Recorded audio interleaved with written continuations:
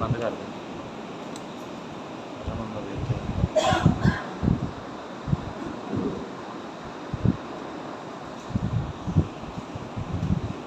السلام عليكم ورحمة الله وبركاته. الحمد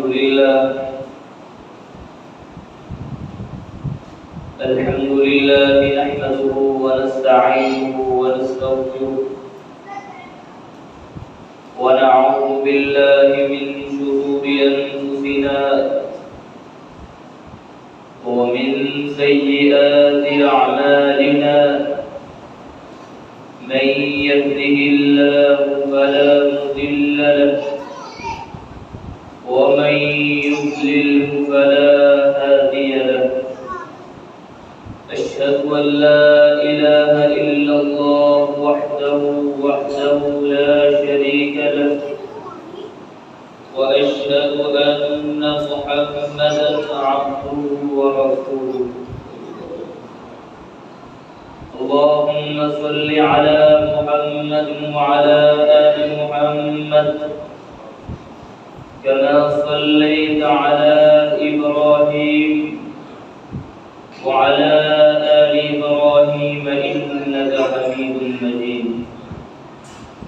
اللهم بارك على محمد وعلى آل محمد كما باركت على إبراهيم وعلى آل إبراهيم إنك حميد مجيد. يا أيها الذين آمنوا اتقوا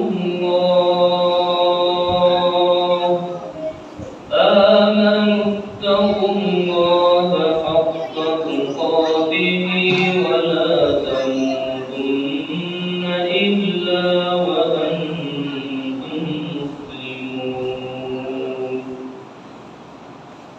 يا أيها الذين آمنوا اتقوا الله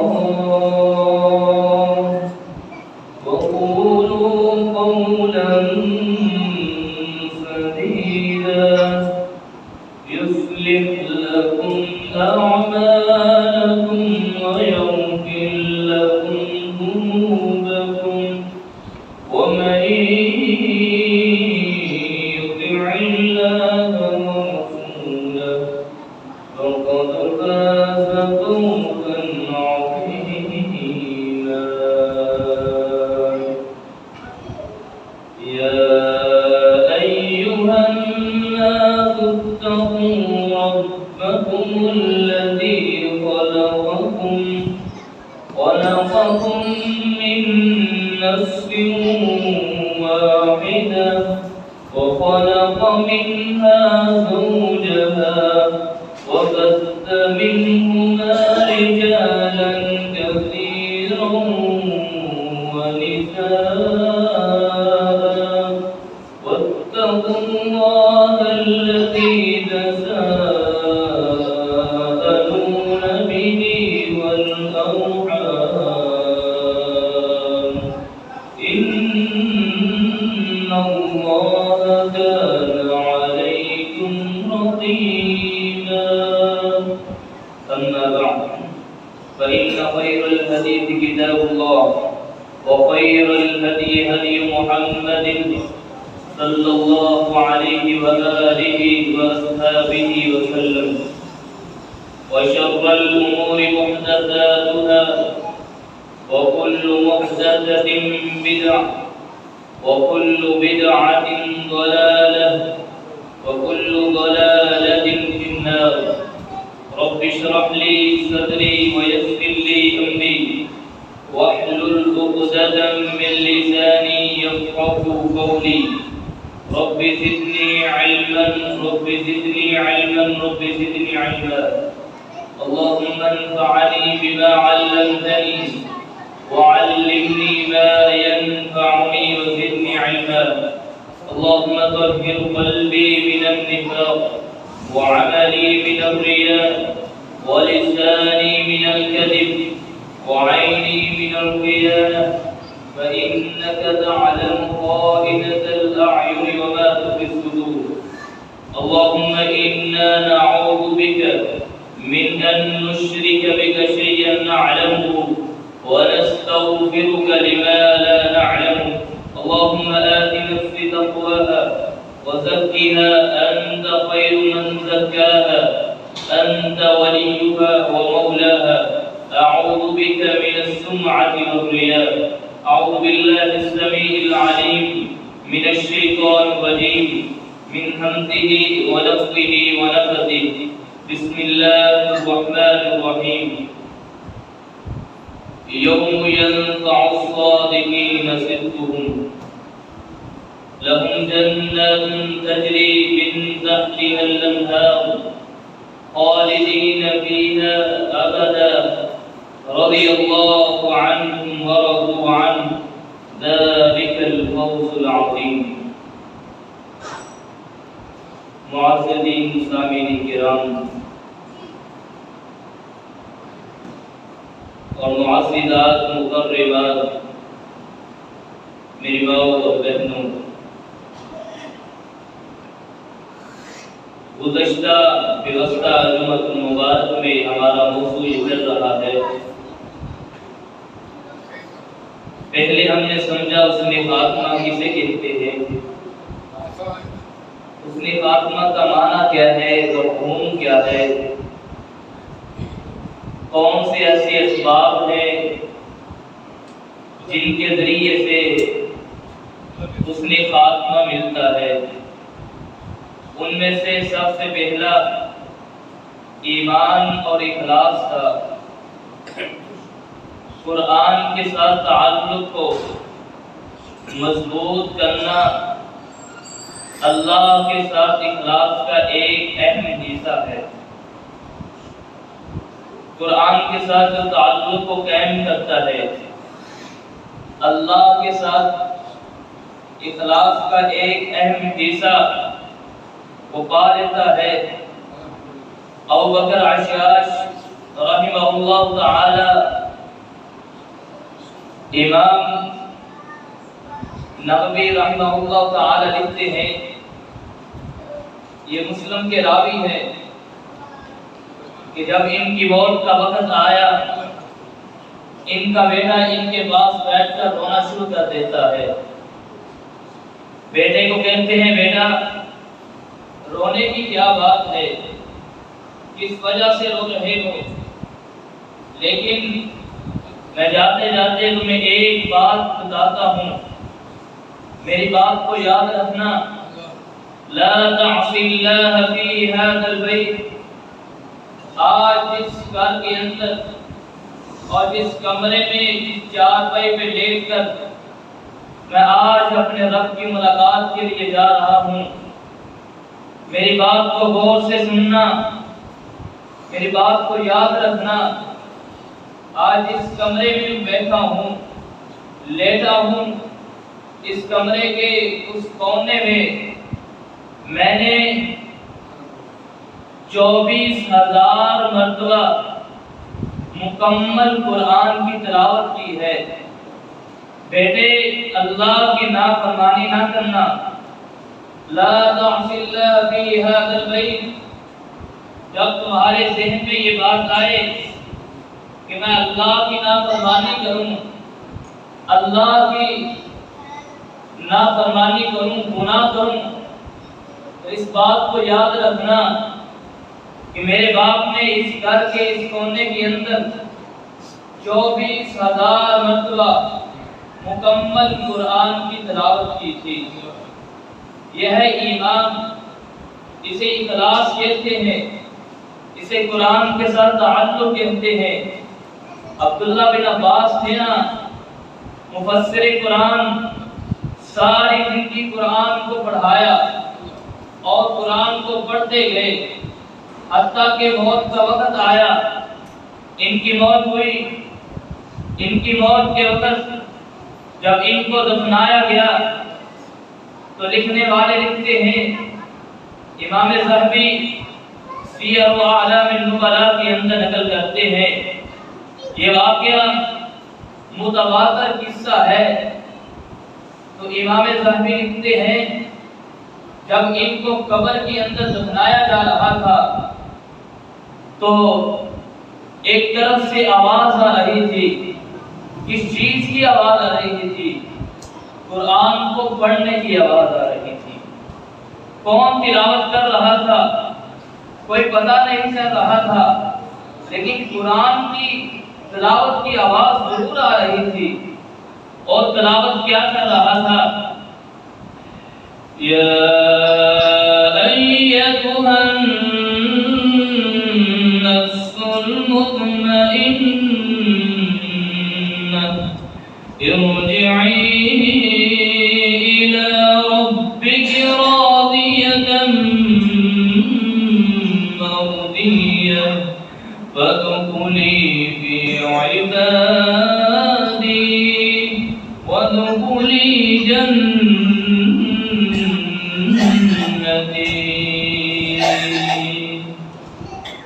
اے مطمئن نفس، اے اطمینان والی روح، تو اپنے رب کی طرف لوٹ جا، اور اس حال میں تو لوٹ کر جا رہی ہے تو اپنے رب پر راضی ہے، اور وہ رب تیرے اوپر راضی ہے۔ ساری زندگی اس کی منشا کے مطابق، اس کی رضا کے مطابق تو نے زندگی بسر کی ہے، تو نے اس کو خوش کر دیا ہے۔ آج اس کی طرف اس حال میں لوٹ کہ وہ رب تیرے اوپر راضی ہے، تو اس کے اوپر راضی ہے، اور اس جنت کی طرف چلی جا جو جنت تمہارے لیے تیار کی گئی ہے۔ سعید بن مسیب رحمہ اللہ تعالی صحابہ کے شگرد ہے، بیان کرتے ہیں ہم دیکھتے رہے جب یہ آواز آئی کہ کون تلاوت کر رہا ہے، ہم ادھر ادھر دیکھتے رہے، جو تلاوت کر رہا ہے ہمیں نظر آ جائے، لیکن تلاوت کرنے والا نظر نہیں آ رہا تھا۔ تو میرے محترم بھائیوں، یہ ہے قرآن کے ساتھ تعلق، اسے اخلاص کہتے ہیں، اسے ایمان کہتے ہیں۔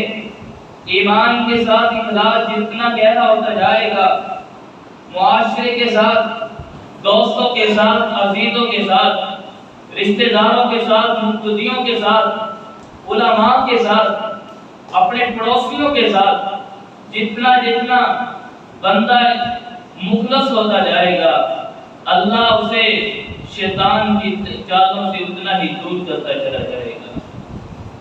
یہ ہے دوسرا سبب، اخلاص، قرآن کے ساتھ تعلق کو مضبوط کرنا، یہ بھی اللہ کے ساتھ اخلاص کا ایک اہم حصہ ہے۔ دوسرا سبب، انسان کا سچا ہونا۔ الصدق یہ ایسی چیز ہے کہ جس کے بارے میں رب تعالیٰ اپنے قرآن میں ارشاد فرماتے ہیں، هذا يوم ينفع الصادقين صدقهم۔ جو لوگ سچ بولتے ہیں ان قریب ان کو سچ جو ہے فائدہ دے گا۔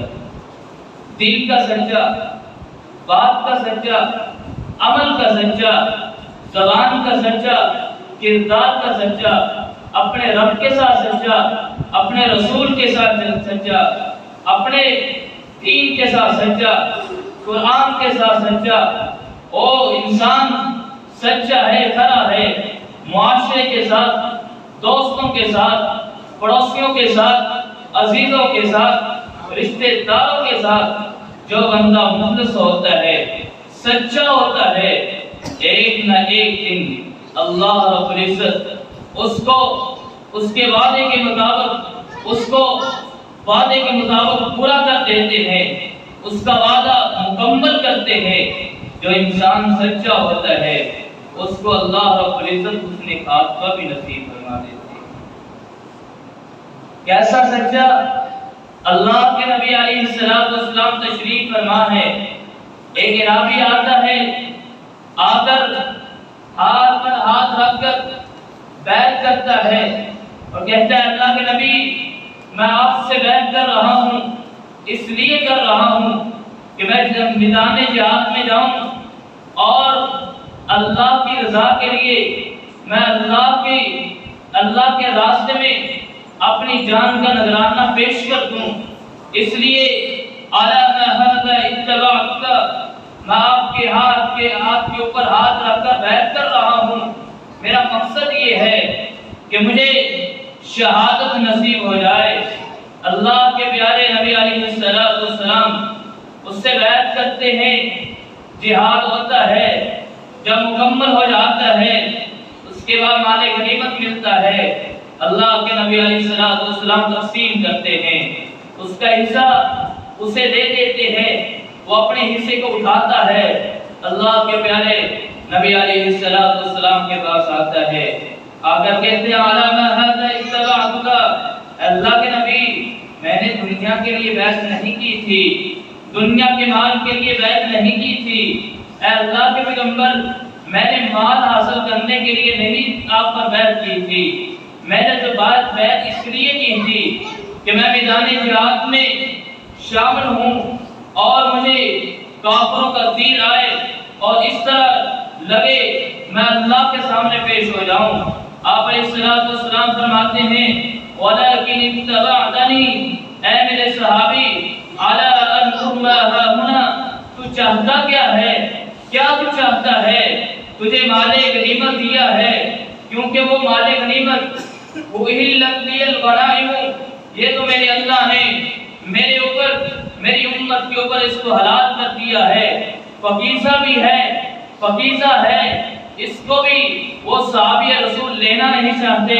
کیوں؟ اس نے بیعت کس لیے کی تھی؟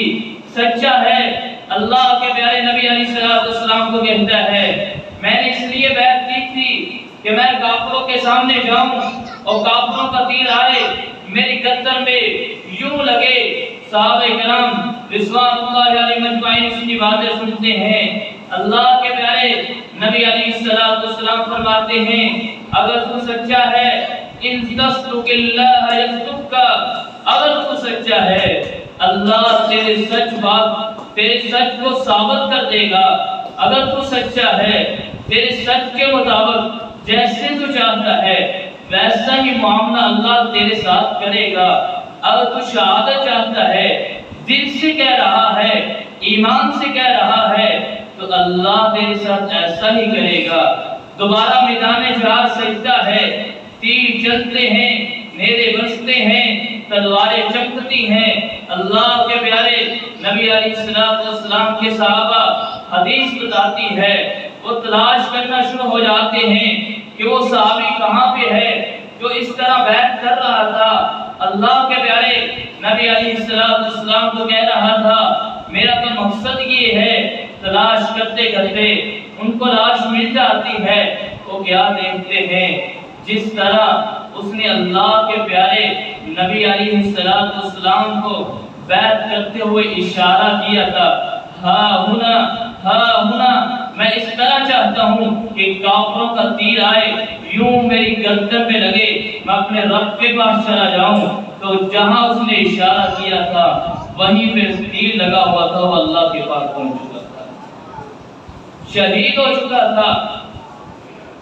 جو سچے ہوتے ہیں اللہ ان کے ساتھ معاملہ بھی ویسا ہی کرتا ہے، ان کو اللہ رب العزت حسن خاتمہ نصیب کرتے ہیں۔ یہ دوسرا پوائنٹ ہے، دوسرا سبب ہے، پہلا ایمان اور اخلاص ہے، دوسرا انسان کا سچا ہونا، بات کے اندر ہر چیز کے اندر سچائی کا ہونا، زبان کے اندر دل میں سچا ہونا، یہ انسان کو فائدہ دیتا ہے۔ اس لیے تو اللہ رب العزت نے اپنے قرآن میں ارشاد فرمایا ہے هذا يوم ينفع الصادقين صدقهم لهم جنات تجري من تحتها الأنهار خالدين فيها أبدا رضي الله عنهم ورضوا عنه ذلك لمن خشي ذلك الفوز العظيم۔ میرے محترم بھائیو، یہ ہے دوسرا سبب۔ تیسرا سبب اس میں خاتمہ کیسے ملتا ہے؟ وہ ہے استقامت۔ استقامت میرے اندر بھی ہونی چاہیے، آپ کے اندر بھی ہونی چاہیے، معاشرے کے اندر، ماحول کے اندر بھی ہونی چاہیے۔ آج سب سے بڑی کمزوری دیکھی جاتی ہے وہ راہ حق پر استقامت ہی ہے۔ استقامت کا معنی کیا ہے؟ ڈٹ جانا، راہ حق پر قائم رہنا۔ جو بھی مصیبتوں کے سیلاب آئیں، پریشانیوں کے سیلاب آئیں، ان کے سامنے دین کے اوپر قائم رہنا، ڈٹ جانا، پھرنا نہ۔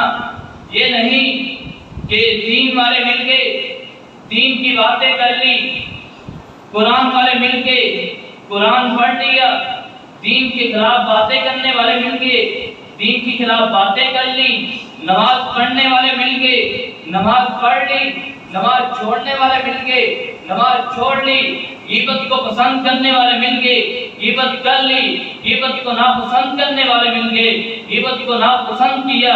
اس سے استقامت نہیں کہتے۔ چور مل گئے، چوری کر لی، چور کے خلاف بولنے والے مل گئے، چور کے خلاف بولے۔ شراب پینے والے مل گئے، شراب پی لی، اور شراب کے خلاف باتیں کرنے والے مل گئے، شراب کے خلاف باتیں کر لی۔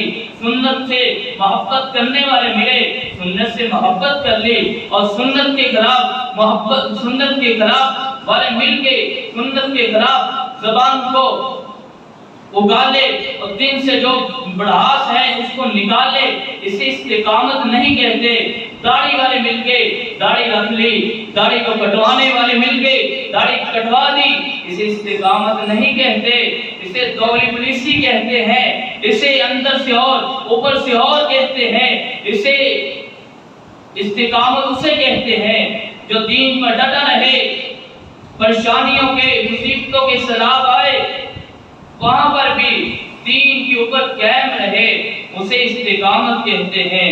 کیونکہ جو استقامت اختیار کرتا ہے جب اس کی موت کا وقت آتا ہے اس وقت اللہ اس کو دین کے اوپر قائم رکھتے ہیں۔ آخرت میں بھی اور دنیا میں بھی اللہ اس کو دین کے اوپر قائم رکھتے ہیں، کیونکہ اللہ اپنے قرآن میں خود فرما رہے ہیں يثبت الله الذين آمنوا بالقول الثابت في الحياة الدنيا وفي الآخرة ويذل الله الظالمين ويفعل الله ما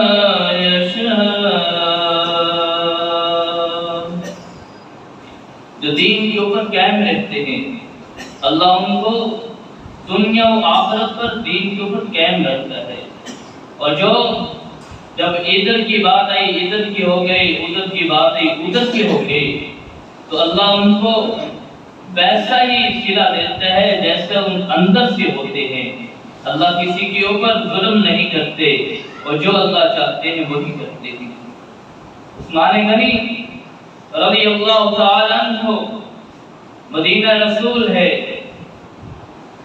باغیوں نے ان کا محاصرہ کیا ہوا ہے، ظالموں نے منافقوں نے ان کا محاصرہ کیا ہوا ہے، اور وہی مسجد نبوی جن کے لیے انہوں نے محنت کی، کاوشیں کی، وہی کنواں جو عثمان غنی رضی اللہ تعالی عنہ نے خرید کر مسلمانوں کے لیے وقف کیا تھا، آج یہ باغی، آج ظالم منافق ان کو پانی نہیں پینے دے رہے۔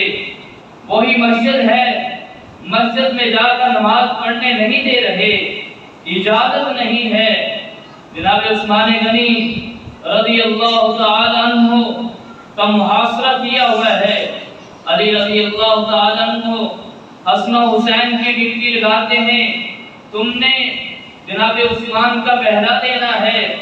حسن و حسین عثمان غنی رضی اللہ تعالیٰ عنہ کے پاس آتے ہیں، آ کر کہتے ہیں اگر آپ کی اجازت ہو تو ہم ان باغیوں، ان منافقوں کے ساتھ ان کی اینٹ سے اینٹ بجا کر ان کی لاشوں کو ٹکڑے ٹکڑے کر کے اڑا دیں، اجازت آپ کی چاہیے۔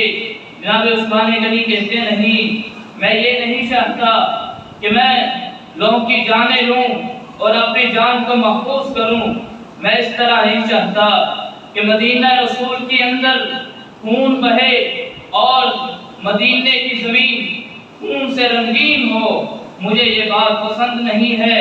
واللہ لا اتوفى بالمؤمنین، مجھے یہ بات پسند نہیں ہے، بلکہ میں اس بات کو پسند کرتا ہوں کہ میں خود اپنی جان کا نذرانہ پیش کروں اور مسلمانوں کو اور مسلمانوں کے مدینہ شہر کو محفوظ کروں، ان کو بشاروں۔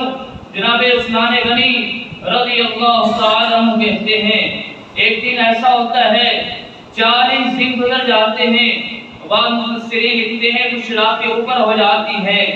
عثمان غنی ایک دن اللہ کے نبی علیہ السلام ابو بکر صدیق عمر فاروق رضی اللہ تعالی عنہ سے ملاقات ہوتی ہے، دن کا سورج چڑھتا ہے، نیا لباس پہنتے ہیں اور اپنے 20 غلاموں کو آزاد کر دیتے ہیں۔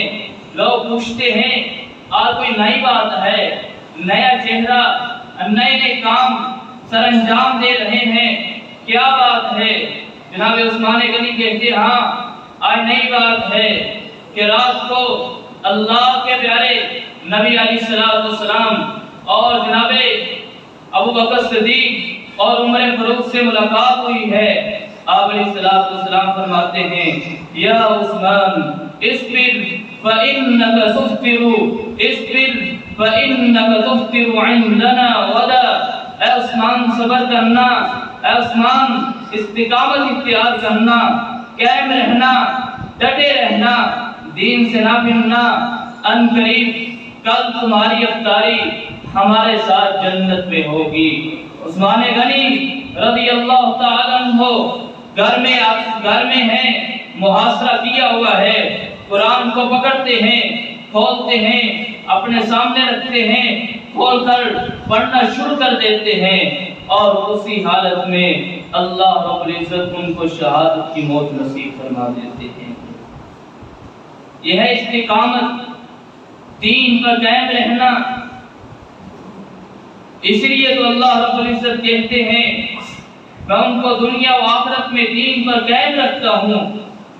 جو دین پر قائم رکھتے ہیں دین سے پھرتے نہیں، اور وہ بلال حبشی، کون بلال؟ جو چلتا تو زمین پر ہے لیکن اس کے قدموں کی آواز جنت سے سنائی دیتی ہے۔ کون بلال میں؟ وہ بلال جب اللہ کے پیارے نبی علیہ السلام دنیا سے چلے جاتے ہیں، وہ مدینہ چھوڑ دیتے ہیں، وہ کہتے ہیں مجھے ادھر رہنے کا مجھے برداشت نہیں ہوتا، جس کے لیے میں آیا تھا وہ مجھے نظر نہیں آتا، اب مجھے برداشت نہیں ہوتا، میں ادھر سے چلا جاتا ہوں۔ چلے جاتے ہیں، صحابہ کرام پاس بیٹھے ہیں، ان کی موت کا وقت ہے، پاس بیٹھے ہیں، صحابہ کہتے ہیں اے بلال پریشان نہیں ہونا، پریشان نہیں ہونا۔